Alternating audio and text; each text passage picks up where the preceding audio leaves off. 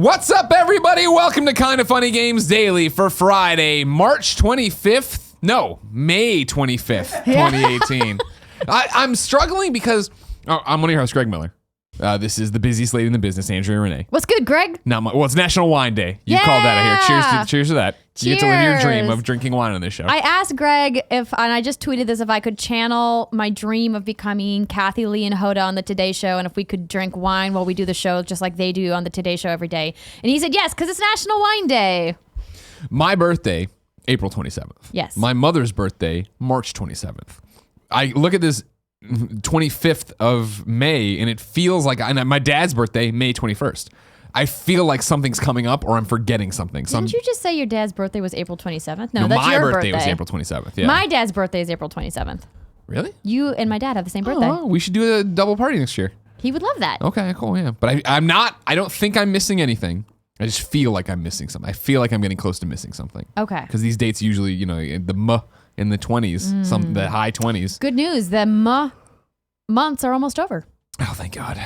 E3's almost here. And then we're into the J's. Yeah. Oh, the Jays, everyone's favorite. If you didn't know, ladies and gentlemen, this is Kinda Funny Games Daily. Each and every weekday on a variety of platforms, we run you through the nerdy video game news you need to know about. If you like that, be part of the show at kindafunny.com/KFGD. Give us your questions, comments, bad PSN names, and more. Everything under the video game sun. Then watch us record it live on twitch.tv/kindafunnygames. If you're watching live, you have a special job. Go to kindafunny.com/you're wrong and tell us what we screw up as we screwed up so we can set the record straight for everybody watching later on youtube.com/kindafunnygames and listening later on podcast services around the globe.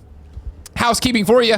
E3 2018 is right around the corner. Remember, Kinda Funny will be doing our usual E3 Bonanza coverage. Every conference except the PC one. Pre-shows, post-shows, live reactions during where we talk over. If you want to watch, you can watch it all live, twitch.tv/kindafunnygames. Watch along with us, see what happens. If you tune out you want to go to watch the press conferences without us talking over them, no big deal. Come back for the Gamescast post show. If you can't catch any of it live, Gamescast post shows and reactions will go live on youtube.com/kindafunnygames and podcast services around the globe. Andrea, you'll be there too. You can't announce what you're doing. At E3? Yeah. I can announce part of what I'm doing. Okay, lay it on me. It was announced that I am back hosting with Facebook for their live studio, for their Raise the Game activation. Yeah, it's very exciting. They're doing a lot of cool stuff at E3 this year. VentureBeat did a nice write-up of it, but so I will be hosting at facebook.com, and I'll send out the links and everything. But yes, both Steimer and Britt will be hosting with me. We'll have some special guests, which will be fun. I believe the Reverend is going to stop by. Oh, the Reverend Jared Petty. Yeah, he's doing some cool stuff at E3. We're all doing cool stuff at E3. We're doing our usual stuff. Tuesday we'll fly down. Wednesday we'll see games. We'll be putting up the reactions content there. Then Thursday we're going to do something, wink, wink, nudge, nudge, that we always do, and it will be live, and you can watch it there. But I can't talk about that yet. I can tell you, however, last night we went and saw Solo. That review is up on kindafunny.com. Along inside of that review, we announced the next in-review series. You all loved MCU in review so much. We announced a new one that'll start next week. So if you want to watch movies along with us, that's happening again. And today, Kinda Funny Games Daily is brought to you by Brooklyn and MeUndies. But I'll tell you about that later. For now, let's begin the show with what is and forever will be the Roper Report. Time for some news. 3 stories on the Roper Report. A baker's dozen. First one, incredibly sad. TotalBiscuit has passed away. I'm going to read the gamesindustry.biz story by Hayden Taylor. Game critic and YouTuber John Bain, known more commonly as TotalBiscuit and the Cynical Brit, has died at age 33. The news was announced yesterday via Twitter through his official account and the account of his wife, Jenna Bain. In 2014, Bain revealed that he had been diagnosed with cancer and was receiving chemotherapy. Just a year later, he announced the illness was terminal. He retired from games criticism earlier this year, but continued to work on the Co-optional podcast and his popular YouTube channel throughout his illness. Also a professional esports shoutcaster for games like StarCraft 2, Bain launched his career over a decade ago after losing his job at a financial advisory firm. Of course, devastating. Indeed. I tweeted yesterday that, I had the privilege of working with him on more than one occasion, and he was always a consummate professional, super dedicated and passionate. And I wanted to also highlight something else that was started by one of his fans to help support his wife, Jenna, and they have a GoFundMe set up. And so the message there says, Many of you know the incredible TotalBiscuit, aka John Bain. Many of you also know that he's been publicly fighting cancer for the last 4 years and recently passed from that fight. John has had an incredible games media career that spans at least 13 years. During that time, he's covered countless gaming, including World of Warcraft and StarCraft 2, and it would be pretty hard to make a full list of games he supported. He was a journalist, entertainer, critic, philanthropist, and generally good dude. He was one of the best. In this career, there are no medical plans, no retirement funds, and no golden parachutes. The financial resources available are limited to the support of viewers and advertisers. John's family, Jenna and Orion, are faced with short and long-term challenges around housing, living expenses, income security, medical care, and the special needs of their son, Orion. Please join me in supporting Jenna and Ryan in this very trying time to help take one burden off of their shoulders. Note, I have personally talked to Jenna and she knows and is very appreciative of anyone showing their support and is the only person who can withdraw from this GoFundMe. Note to streamers, if you're looking to support the family, you can use this campaign if you want to raise money and have it go directly to them. So if you are interested in supporting his family, if you liked the work that he put out into the universe, that is at gofundme.com/TotalBiscuit, and you can get all of the details there. And I think one of the things I want to point out on the subreddit for Kind of Funny, if this got posted in parentheses, it was like not really to do with Kind of Funny. I think it's worth pointing out that we never made a big deal about it, and he never made a big deal about it, but TotalBiscuit was totally a best friend. Where, I mean, like, before I left IGN, he'd invited me on the show, and that's where I first met him and did stuff with him there and did stuff afterwards. But when we started Kind of Funny, he was always a Twitch subscriber. I've read his name so many times in there, and to see him in the chat and to see him promoting stuff we had done on Twitter or just talking to me on Twitter and stuff, like, he was very much part of this community. It just isn't one of those that we ever... neither of us ever beat our chest to make a big deal about calling it out, because so many people in the industry are as well. I just wanted to make sure that people understood that like it was a very personal thing, I think, for our community, even if you didn't know it was. So obviously, yeah, if you can help, please go help. And of course, rest in peace, John. Number 2. Xbox is saying that State of Decay 2 is a huge success. Here's their official line. As we close out our first week of the zombie apocalypse, we wanted to welcome and say thank you to over 1 million fans playing State of Decay 2, helping break the 1 million player mark and answering the question, how will you survive? Since early access for the Ultimate Edition on May 18th and the global release of the Standard Edition on May 22nd, we've had over 1 million survivors across the globe playing and creating their own zombie survival story.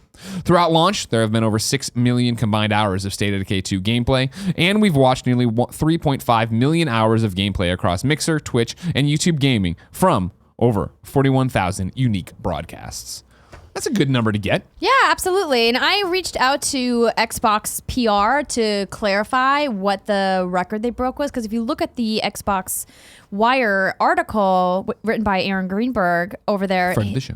Yes. I'm very excited to see him and catch up with him at E3. He says that it broke a record, okay, and it wasn't clear exactly which record it broke. So I reached out to them for clarification and still don't have an answer yet. I mean, honestly, I think they probably broke the State of Decay 2 record, which was 0 up until this. I think what it might have been was over 1 million. I think Sea of Thieves might have set the previous, I see. and it was 1 million. Okay, and now it's over 1 million. Sure. But I'm just hypothesizing here. I don't know, which is why I reached out for clarification. It's a great win for a great studio. I love Undead Labs. I love State of Decay 1. We've talked about State of Decay 2 in passing here. You and I did the thing about it. I've talked about it, I know, on yesterday's Gamescast of I don't feel super enthused, like I need to go back to State of Decay 2, but I'm going to. Because I know it's hard to talk about games and be like, oh yeah, I'll get to when I get to it, but it's just more State of Decay 1, which I loved. So I'm glad that it's found a bigger audience here, or seemingly will find a bigger audience here, with Xbox being behind it, with it being in game preview, with it being one of the big exclusives they have. I mean, I'm having fun with it. I obviously came down really hard on the fact that I think that they should fix all of the bugs that are in the glitches that are in the game, because for me they are prevalent. And I got into it with some people in the comments on that episode of Games Daily, because they were like, I haven't had any problems. I go, but that's the thing with games. If you're not experiencing the bugs I'm experiencing, or if I'm not experiencing what you get to see or have to deal with, then you can't relate to why I'm frustrated. And it doesn't mean that I think the game is bad or terrible. I don't think that at all. I'm having fun. Yeah. I just would have more fun, and I would have a better opinion if it wasn't so broken as it is right now. Well, that's just always the tough thing about putting out an opinion period about a video game or anything, but mainly video games, because they are such a personal experience of, I know when I talk to somebody and they have a problem with a game I love, the knee-jerk reaction is like, well, I didn't see that, and that's why, you feel like you're defending, but really you're just like, it sucks because it's so good, and you want people to understand why you love it the way you love it. Exactly. Video games. Number 3, we've been dancing around this. I don't think we've ever specifically said it, so I wanted all of you to update your chalkboards and whiteboards at home. God of War total sales have been clarified and announced, I guess. Shabana Arif over at IGN says, Sony boss John Codera has revealed that God of War sold over 5 million copies in its first month. The news comes from Sony Investor Relations Day 2018, in which Codera announced the number of copies it sold exceeded 5 million in the month following God of War's launch.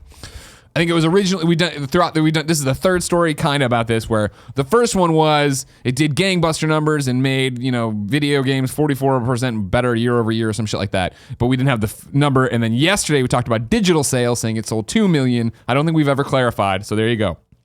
More than 5 million God of Wars out there right now, boy, and well deserved. Congrats! Well. That game is amazing. Still, goaty. I'm glad that this must have been the number they hit so that Cory Barlog could be reunited with his family. Because I've seen the tweets that Cory's wife and child were coming back. I'm like, oh, good. The Shuhei was finally like, all right, 5 million units.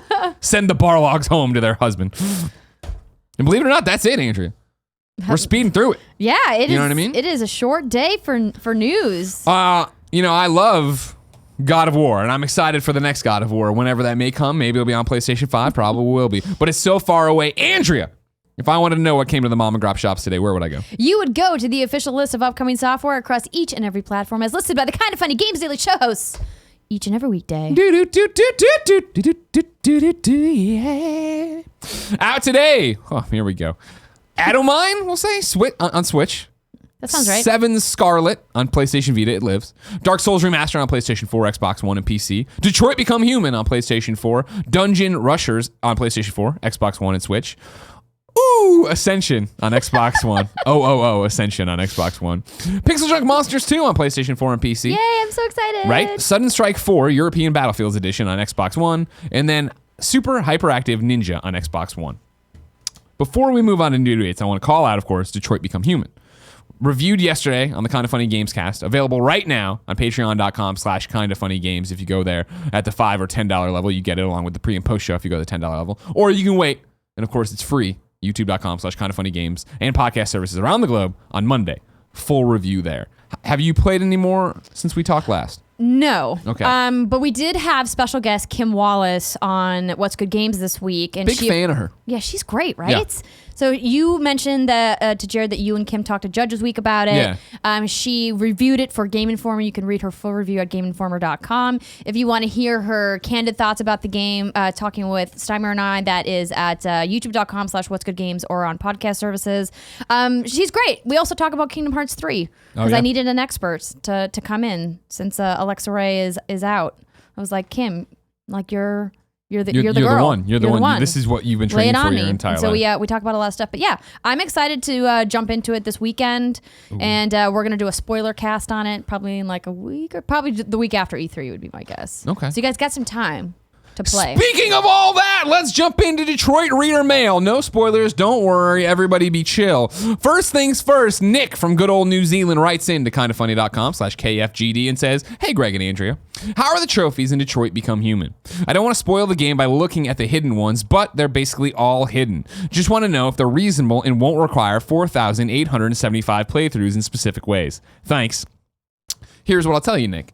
I, of course, played through just to play it. I'm not going to worry about it. I'm not going to look at it. I don't want to ruin the game. I think you can look at my PSN profiles. I haven't updated it. I think it's 51, 52, somewhere. 55% of the trophies are there. My plan this weekend is to go in, try to platinum this thing, because I was looking through the trophy list after the fact, and it seems like lots of them are just decisions I went the opposite way. But of course, what I'll do is go to youtube.com/PS4 trophies, where Brian, the main man, will show me how to do it. But here's the thing. Since I'm doing that this weekend, I didn't have an answer for you on how many playthroughs you'll need and all that jazz. So you know what I did? I reached out to Brian from youtube.com/PS4 trophies. And I asked the same question. I just sent him your question, and here's what he says back. First, tell everyone not to look at the spoiler-filled trophy list until after a playthrough. Very heavy spoilers in it. From the beginning, with all the knowledge of trophies beforehand, there is a minimum of 2 playthroughs, plus some chapter select cleanup. Unlike Heavy Rain, no need to get all the endings, thank God. Of all the QuanticDream games, this is the most fair trophy list. Worst case scenario, play blind for one playthrough, then look at a trophy list and get everything else in 2 additional runs with minimal chapter select cleanup. Also, no hard trophies. The only somewhat confusing one is the collectibles, since the actual magazine collectibles actually change based on the previous decisions made. Locations are always the same, but the magazine itself can alter based on the previous events. Hope that makes sense. It does, and that's where I was like, no! Fuck! Because I was being very good about picking up the magazines. But now him saying that of like, right, so when I do something in the previous chapter and that's a newsworthy headline, that'll change the thing. So I have to go back and make that decision and play through, and it's like, that's gonna be a complicated ball This is why I wax. don't do trophies. But here's the thing is I want to see the alternate takes of Detroit Become Human. I just don't want to waste multiple 8-hour playthroughs or whatever going through. Precisely. So what I'm going to do today, or this weekend, Andrea, is go cherry pick the easy ones. Because there's some like do this or that. Sure. Easy. Checkpoint it, get it, great. Then wait, because I'll look through Brian's video, see if he has anything up there that is clear. Okay. If not, you go to PlayStationTrophies.org. There on the forums thing, they'll put up the walkthrough and they'll explain here's what you do and how you do it and what you do. So there's a lot of ways for us to do this. New Zealander, whose name I can't remember and my pages weren't going backwards. Nick from New Zealand. I'm going to give you 2 more. Okay.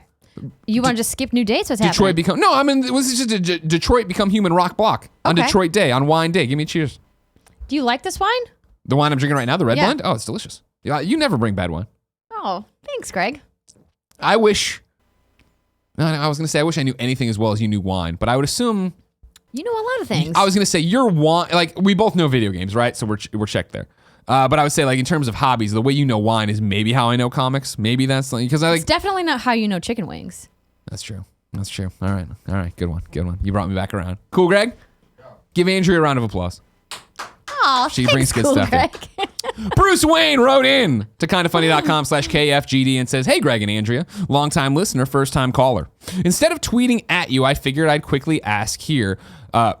I'd quickly ask you here, but are you guys going to do a spoiler cast for Detroit Become Human? I really wish you guys would do more of them when fitting, but a game as story-driven as this, I feel like could be somewhat warranted. Keep fucking that chicken. I'll hang up and listen now. Bruce Wayne. So you guys are for sure doing one in the coming weeks, you're saying? Yes. Theoretically, after E3. somewhere. Right, just because we're not going to have probably enough time to play through it Yeah, of course. in its entirety and probably go back and check some other stuff out. Yeah. Before E3, just being realistic. Okay, yeah. We were going to kind of do it yesterday because on the Games Cast, we did the review and then Andy was talking about how he had talked to Barrett Courtney from IGN, his roommate, that they had seen different things, and then I gave... If you played the game, I gave like signal posts, signposts of what I had done in mine. Andy's like, I didn't do that. And I was like, oh shit, we should talk about it. The review embargo was kind of like, hey, please don't in your review spoil this stuff. So I was like, oh, okay, I'll let it cook and do it sometime in the future. I thought maybe as a Games Daily, bring it on and do that. Maybe there's like a heads up there. But if we need a standalone spoiler cast, I need you to let me know. And then I need to check in with Andy. But then we would need more people to do it. Mm-hmm. It could be a crossover. This could be our first big crossover. Ooh. We both post at the same time. You just come here, sit here. Where are they gonna? Are the girls gonna be here in person, or are they gonna be Skyping? Probably Skyping. Okay. They're not coming back until right before prom. Okay, June 30th. Come to prom. All right, we'll figure it out. Matt, a.k.a. Grim540, writes in with the last Detroit Become Human spoiler-free question to AFGD, all that jazz. Matt says, greetings and salutations, kind of funny crew. With the release of Detroit Become Human out today, I was incredibly eager to spend the morning of the day delving into the story. Playing through the beginnings of Kara and Marcus' storyline, you get to use touchscreen and motion controls far more than most games. Thus, my question is this. Greg, with what you and Andy completing the game, but you've played, so this counts for you too, was QuanticDream able to take the Dualshock and its motion control / touch controls to another level, or is it pretty much the same old mundane shit? Keep romancing the robot chicken. Thanks, Matt. I wouldn't say that they're doing anything innovative. It is totally the mundane shit. Yeah. And it's like, Andy and I talk about this in the Gamescast review of like, I didn't feel like any of it was like Twitch-based for the most part, right? There's a few things, but as I was saying in the review, there's nothing like in Heavy Rain of trying to drive into oncoming traffic where it was like, fucking God, screaming at the thing. But most of it's fine. Most of it's button things. It's a few touch screen wipes, usually for those magazines I was talking about. Okay, whatever, that's fine. But then there's this weird one with the controller of jerk it right or jerk it left. And it is so out of place when you're sitting there comfortably, like I'm cuddling Jen and playing, or Andy was talking about just like being down by his coffee table playing. And then all of a sudden this pops up, it's like, oh. And then I feel they use it so rarely that it just confuses the fact when they then want you to use the stick and go right or left. So no, it's the same mundane shit. And I think it could have been fine-tuned even a little bit more, but it is better than it has been in previous things. Thank you for going with me on that walk into Detroit. Let's get back to new dates. Madden NFL 19 is coming to PlayStation 4 and Xbox One on August 10th. Terrell Owens is the cover star of the Hall of Fame edition. Nice edition there, Andrea. No problem. Metal Slug XX is available May 29th on PlayStation 4. And then The Wolf Among Us Season 2 is launching in 2019. This is a delay from 2018. That's correct. You were on top of this. I, meanwhile, was in the bathroom, right? Getting ready for this show, and I looked at my phone. I was like, oh, crap, I got to do this. You already put it on there. Here's the statement from Telltale.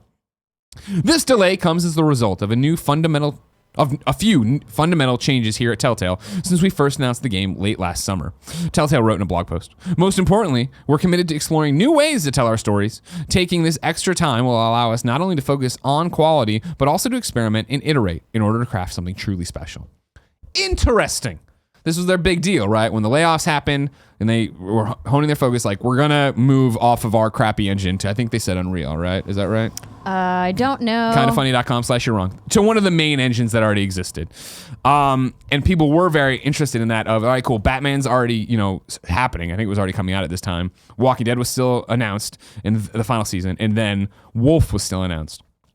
I wonder if this delay means that the final season of Walking Dead is for sure running on the old Telltale engine, and this will be the first one off of it. I don't think they confirmed. It just says they'll be working on an engine improvement. Okay. Engine restructuring, but doesn't say what that means. Okay.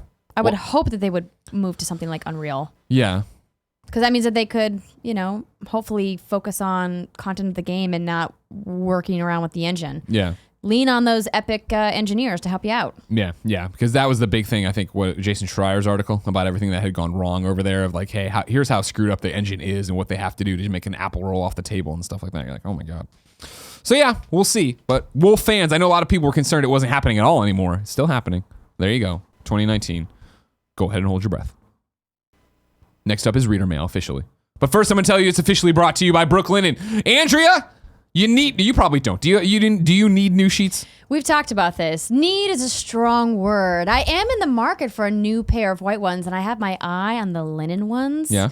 But it's like their top of the line model. Linen's in their title, brooklinen.com. You gotta get it. And now they got these towels you were showing me last time. And it'd be great just in time for summer. I'm telling you, Brooklinen is the best, most comfortable sheets. There's no big markup. Brooklinen sheets were named the winner of the best online bedding category for good housekeeping. They have versatile colors and patterns, and you can mix and match to complement any decor. Again, I have these sheets. I sleep in them every night, and I need more of them. This is what I keep saying in the ad, right? Is that, hey, guess what? You listener, you viewer, you need new sheets. You don't think you do, but you probably do. Unless you just bought them. We all don't change our sheets enough. And I definitely should get them. It's a real thing. Yeah, I know what I really want to do is Jen's got way too many of like the comforter covers. I want to get rid of all those. There's no such thing as too many comforter covers. You take that back. A lot of duvets in there. A lot of duvets. We can't even shut the bottom of the bed thing. Anyway, Did you know that Brooklinen also does duvet covers? I'm aware. I have one of them and I like it a lot. That's what I'm saying. Brooklinen.com has an exclusive offer just for you. Go. Get $20 off and free shipping when you use the promo code GAMES at brooklinen.com. Brooklinen is so confident that they offer a risk-free 60-night satisfaction guarantee and a lifetime warranty on all their sheets and comforters.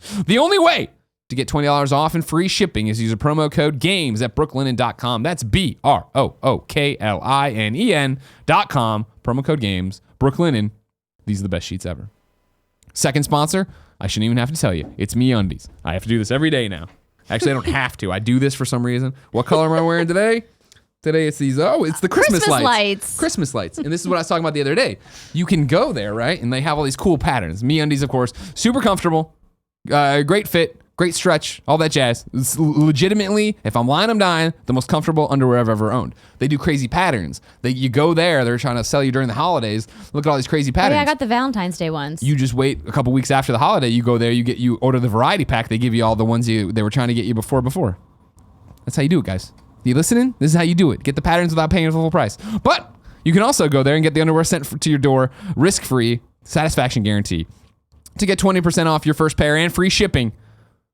And 100% satisfaction guarantee. Go to MeUndies.com/gamesdaily. That's MeUndies.com/gamesdaily. I love them very much. Andrea loves them.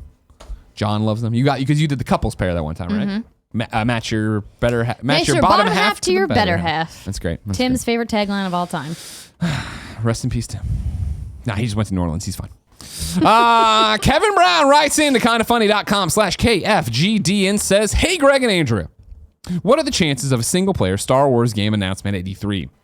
Be it from Amy Hennig or a new single-player focused game. I just saw a post on Reddit that listed all the single-player games that existed in the Star Wars universe before EA took over. Some of those games, like KOTOR, are the reason I got into games, and it makes me sad that given the current gen of technology, that we don't have a big-budget game due before the end of the PlayStation 4 life cycle, especially after beating God of War and experiencing the awesome gameplay. Imagine throwing a lightsaber and calling it back being as satisfying as throwing the Leviathan axe. Thanks and keep up the good work, Kevin Browne." I do not think you have a shot in hell of that happening. I think with them canning the visceral game in the past year since the last E3, you figure they were planning on that being the single player game. It's gone. That means even if they cancel that, they jump-started a new project with somebody else. I don't think we're anywhere near having an announcement trailer ready. No, and doing a teaser this early, I think, would just stoke enthusiasm for something that's really far away. And we saw that they are focusing on what looks like, what's coming next for Battlefront 2. And with that focus on Star Wars stuff there, why would they kind of divert? And I remember when EA did that conference where it was all conceptual gameplay, and it was super frustrating because we were like, what's real, what's not real? Because when it's still in the conceptual phase, you don't know if that's even going to make it into the final game. Yeah. And so I'm kind of hoping that we don't see anything, because it feels like it would be it would hype everybody up, and then it would be an ultimate letdown because that wouldn't be representative of what it's actually going to become. Yeah, and I think EA can't. They don't want to do that, right? They don't want to have another thing to remind you, first off, that, hey, remember when we did this and nothing happened? Remember when we canceled this game? Here's another conception. I think they're going to come out and, if anything, really double down on Anthem and be like, hey, Anthem, it's awesome, and it's going to be this great show. I want them to double down on Anthem. I'm sure you do. And I want to know anything other than the trailer about Anthem and get into it. Now, of course, my heart and body belong to the Division 2. Let's just get that out there right there. So, Anthem, you have an uphill climb. I am betrothed to Division 2. I'll wear you down. Oh, I'm going to play it with you. Don't worry about that. Okay, we'll get in there. And it looks like I'm in an Iron Man suit. I can shoot underwater. Yeah, I want to play this game. But I'm just saying, Division 2, where's it going to be? I can't wait. Pierre writes in to kindafunny.com/KFGD and says, "What's good, Greg and Andrea?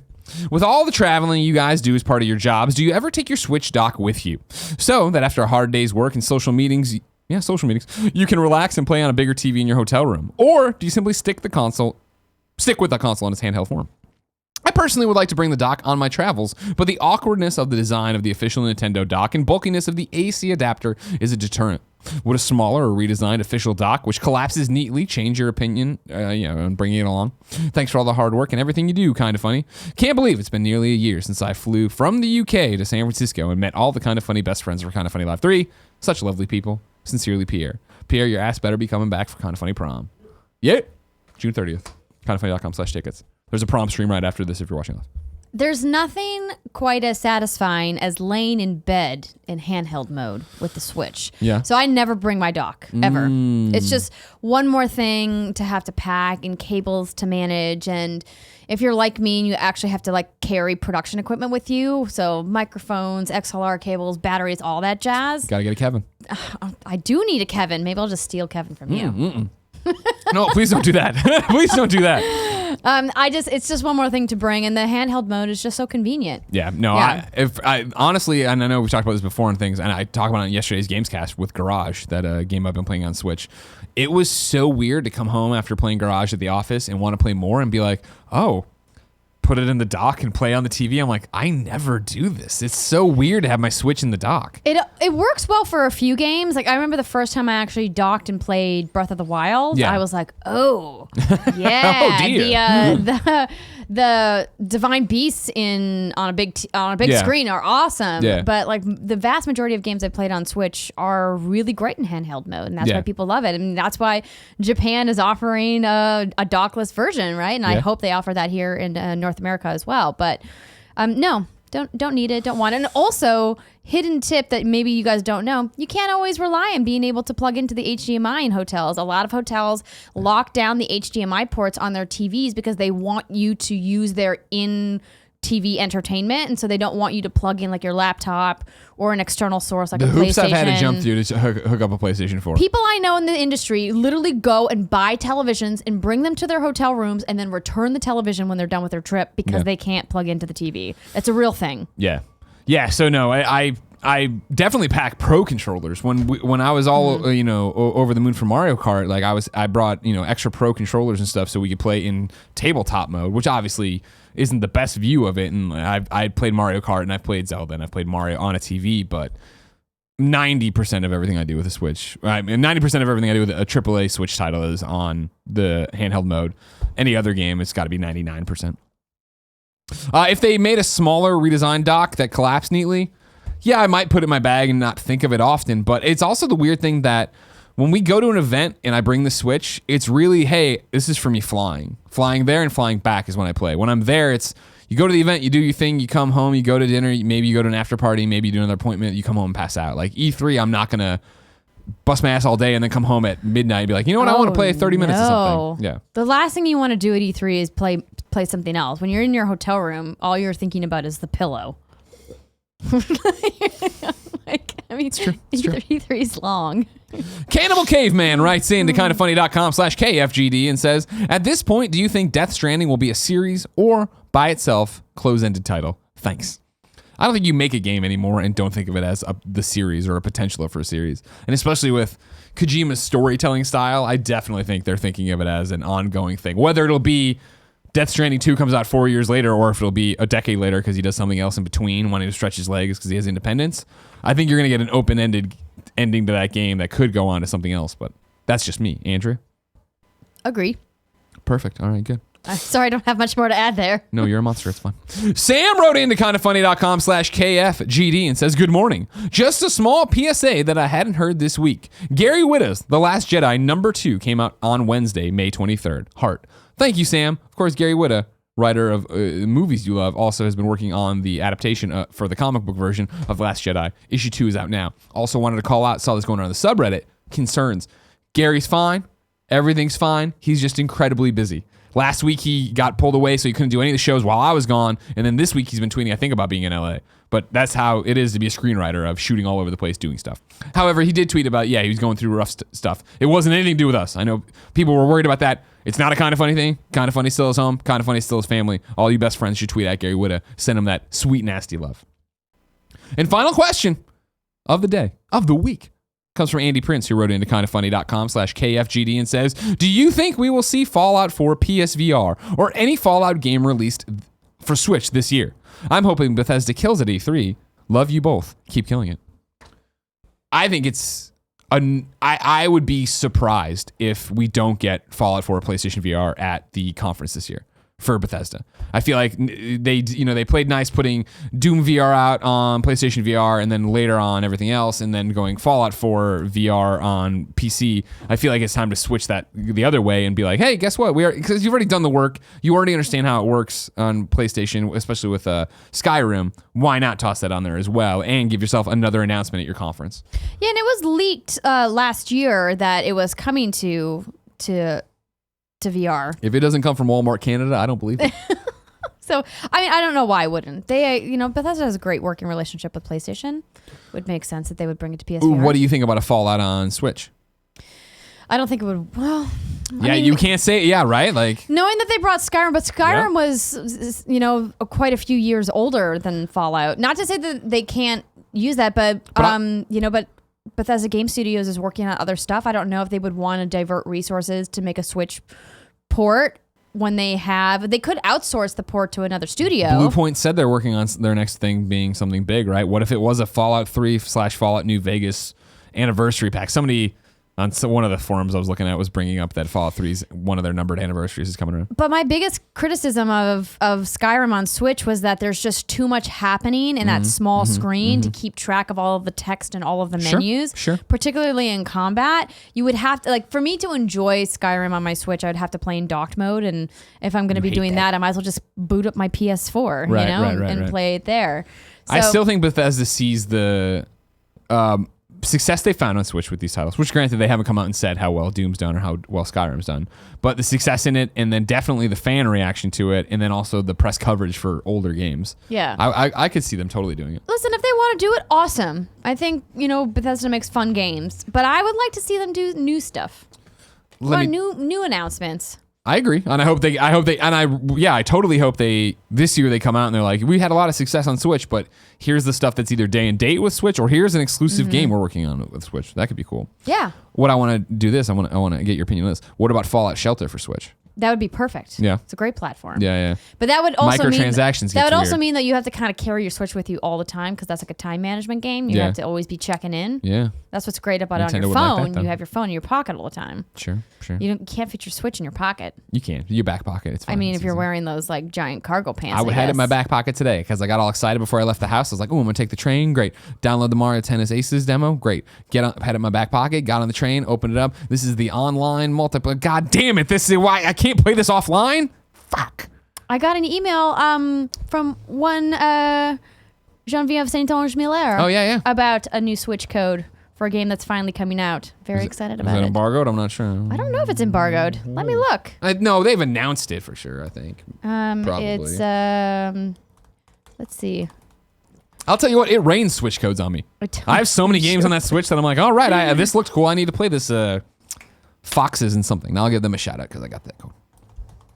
Hold on, everybody. We're just looking through our email. We're just typing some stuff up here you know real what? quick. It's National Wine Day. We're having some fun with you. Oh, yeah, no, it's released. It's announced that, it launches next week. Just Shapes and Beats. Yeah, I want to get a code for that too. I'm so excited for that. I've been pumped for that game since I saw it at PAX like 4 years ago. And then I got a code for retro platformer Fox in Forests. There you go. That looks All cool. Switch all the time. I'll Switch all the time. That's what I'm all about. My go-to playing machine. I got that Bloodstain to play too. Of course, it's always, you want what you can't have. It's Mario true. Tennis Aces, I'm like, just give it to me. Let's go. West of Loathing, just give it to me. Let's go. I made the mistake at Judges Week of playing that Divinity 2 game. I'm like, holy shit, do I want to play this? Yeah. And everybody's like, you playing an Xbox One preview? I'm like, fuck that. Where's the trophies? I need the trophies. Well, I mean, that's your brand. Before you head into the next section, Sure. I was just previewing You're Wrong. Oh dear. And there's one here that I think is worth mentioning ahead of that. It's from Mike. He says, why hasn't the Battlefield 5 announcement been talked about at all this week? You're wrong to not have talked about it at all this week. I know you guys briefly mentioned it yesterday. Yeah, this is... in passing, but you guys didn't say any of the news that came out. Well, the news is the release date. No, the news is like literally everything that they talked about in that giant live stream. Did you watch any of it? No, I watched. Did you read any the recaps trailer of any came of on it? afterwards, and the trailer was a minute 26, and I got to a minute, and I'm like, I'm bored. Bye. Wow, really, Greg? But no, I'm well, no. I mean, what cutting commentary, what cutting insight could Jared and Greg provide for Battlefield 5? That's my thing. And to your point of like the news that came out of it, we don't. Kind of Funny Games Daily. Now we're discussing the product as we do it, which I love. I love this stuff. Kind of Funny Games Daily is the news usually, right? Of like, this has happened, that's happening. Here's a release date. We've discussed game info before. We've discussed like Destiny patch notes. We've discussed Paragon patch notes. We've discussed Division patch notes. We've discussed stuff like that on the show in the past. And you're 100% correct. And I feel like that's because we have a leg to stand on in those conversations. Okay. As somebody who just isn't the Call of Duty and isn't the Battlefield guy, like I looked at the Battlefield trailer and I was like, cool. The most salient point is that here's the release date. Lay it on me. Talk about it. What was cool about Battlefield 5? Well, I mean, besides the fact that I love that they're putting a woman on the cover, and I love that the internet's mad about it. See, that was the thing too, where I was just like, I'm not going to give that argument oxygen. No, of course, and we shouldn't. There was a couple nuggets. Lay them on me, because it wasn't. Sure. I didn't mean for it to be a slight against Battlefield. It was just like, if you're the Battlefield fan, I feel like you're in depth on it. Because even Call of Duty, right? Like, well, I guess I wasn't on the show when we did Call of Duty, when that last big announcement happened, right? Because I wasn't here. We were in LA. We were actually playing Call of Duty. So I'm not 100% sure how they handled it even. Looks fantastic, by the way. But for that, it would have been like, here's Call of Duty's release date, and it's got a battle royale. Nobody played it. All right, next story. Like. Did you not have fun in your play session? You got to play with Gertzman, didn't you? No, yeah. And Jeff and I were ready to kill somebody on our team, but that's a different story. No. Okay. Well, so the big news here, of course, is that they came out and very clearly were like, there will be no loot boxes in the game. That, let me read here. They are doing, that was like obviously like the most controversial thing coming off of Battlefront's launch. They said, when asked for comment, and this comment was given to Polygon, an EA spokesperson said that there will not be loot boxes. That's consistent with the themes shared during the reveal event and the pre-briefing delivered to press earlier in the week. It will completely divorce gameplay progression from cosmetic unlocks. Gameplay unlocks will only be available to be earned through play, while cosmetic items will have no gameplay effects. The spokesperson also told Polygon that cosmetic items will be available for purchase through in-game currency, which is earned through play, as well as real money transactions. At least some of that sweet cosmetic gear will be sold online, although whether all of it will be available through in-game currency remains to be seen. Now, I would imagine they're probably going to adopt a Rainbow Six-like model where you can buy some items with either in-game earned currency or real world money, and then there will be some items that are exclusively real world money, because they, if they're going to do what they did and announce that they're giving out the premium pass for free for everybody, which was another big piece of news. There will be no premium pass this time around. Every map, every mode, and every expansion will be completely free. In order to support that, they have to sell cosmetic items. So thus, there will probably be some cosmetic items that are only available for purchase. But that's just me hypothesizing. That has not been confirmed. And then one of the other big things was how they're planning to do matchmaking. So they also announced a couple new modes, but the big thing was that you're going to be part of a squad, and that you will always be, there's no longer an option to join a match as a single player and go it alone. To that end, DICE is leaning into the squad mechanic in several important ways. They're extending the squad model to the social aspects of Battlefield 5. Once in a squad, you'll stick with that squad regardless of what game mode you're in, and that means voice and text chat will be available between you and your squad at all times, even from inside the loading screens, which is different and interesting. And I don't know if some lone wolves out there might be like angry about that, about having to be part of a squad, not being able to go in alone. But there must be some clear design reason why they're doing this. I'm sure we'll get more information from their extensive reveal at E3, which is very close. Which is coming, yeah. There's going to be a lot of people playing Battlefield at E3. And see, this is my thing. Is don't get me wrong, that's all facts and stuff, right? Yeah. But like, is that what we do on the show? And this is an open-ended conversation, kindafunny.com/KFGD, of what you want and expect of the show. Because my point, right, the opposite direction would be when Red Dead 2 got announced, or not even announced, but when the latest trailer dropped, right? Mm-hmm. The news out of the trailer was like, you're this character, it's this year, what did we think of how it looks, right?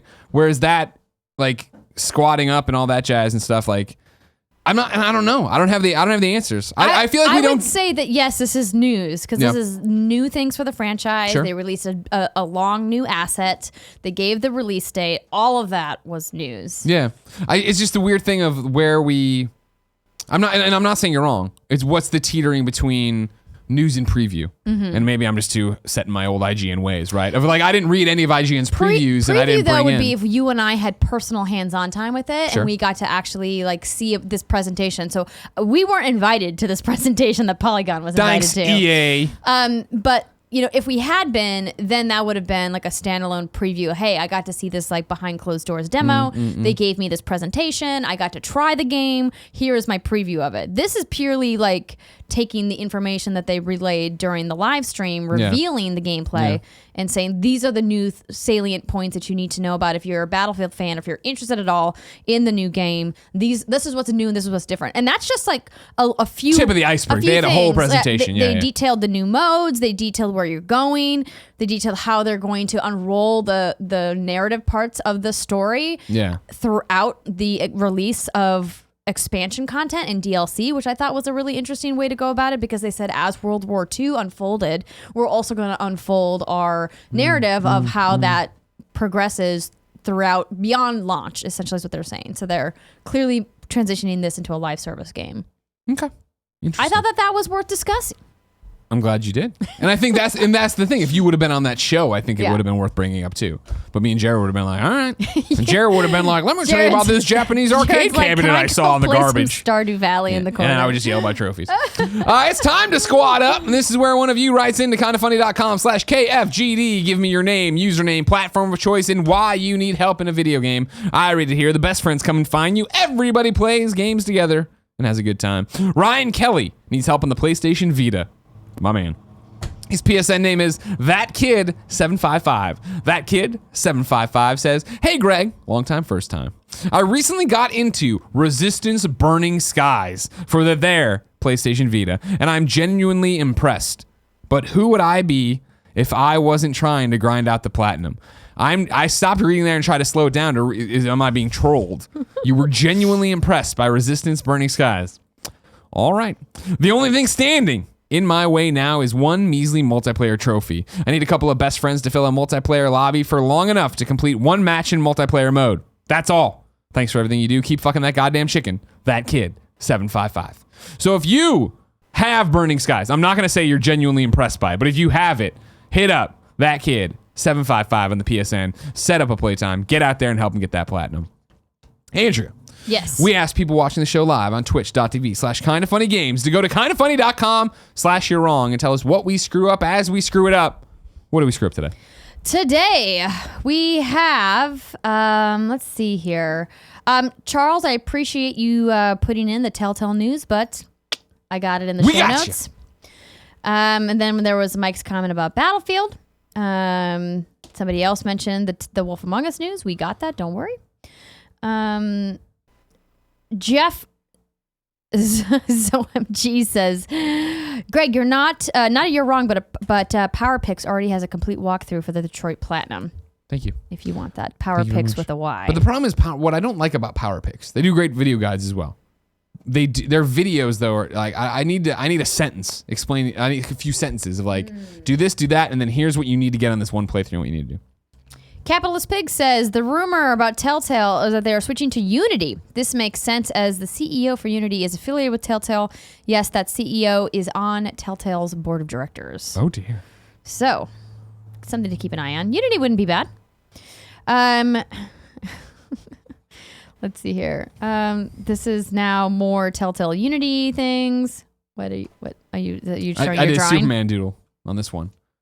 See, I've been secretly saving all of my printouts that I write on and doodle on, and then they're going to be a fan mail tier. Oh, nice. And let me tell you, if you're randomly the person who, when you support us on patreon.com/kindoffunnygames, gets the March 25th, 2018 one, you'll see this is where I put a piece of pizza. And I wrote pizza on it, so you understand that there it is. Tweet at me when you get this one in many months. And the last one, Fake AZN says... You're wrong, but I wanted to get the word out. On Amazon, you can find dongles that are basically switch docks. You can plug in an HDMI and power cable into the dongle, and you plug the other end into your Switch USB-C slot. It's better than carrying around a dock. I took mine with me when I went to PAX East and had it set up in my hotel room. The one I bought was sold by Amazon seller Fast Snail. And I haven't had any problems with it. Well, remember, this is the whole thing that there was a Kickstarter of this that came out a smaller dock that then took forever to get. And then when it finally came out, Nyko's got one too. Like, there's a bunch of other places you can go. Not that I'm saying anything against Fast Snail. He sounds like a very reputable source. But yeah, you can get this little smaller dock if you want, but heads up. Ladies and gentlemen, this has been Kind of Funny Games Daily. If you didn't know, each and every weekday on a variety of platforms, we run you through the nerdy video game news you need to know about. You need to be part of the show. Write in to kindoffunny.com/KFGD. Then watch the show on twitch.tv/kindoffunnygames. Later on youtube.com/kindoffunnygames. Or listen on podcast services around the globe. Andrea's back with me Monday. That's right. We don't take any holidays here because we're too stupid to take them off. But also remember, if you're watching live right now on twitch.tv/kindoffunnygames, we're going to do the Kind of Funny prom stream here in a bit. Joester! Are we turning it off or are we just going to roll into it or what are you doing? Doesn't start till 2. We're doing this prom stream at 2. I don't know. I don't pay attention to the calendar. I just want to make sure. You don't get mad at me, Joester. She very smartly built you in a lunch break, but you scarfed pizza between the morning show I had one piece of pizza. Don't worry. You need more. I still got my real food in there to eat. Don't worry. Oh, shoot. No, I put it in the fridge. I'm okay. I'm really good at packing the lunch Jen makes, and sometimes I forget to take it out of my bag. She's going to be coming here. You could just text her. Well, no, I have it here already. If it's in my backpack on the floor, like it's, she can't help me. Where is she? Why is she not here yet? She said that she had to go to the gym, Whatever. and shower, and then she'll be here. Until next time, ladies and gentlemen, it's been our pleasure to serve you.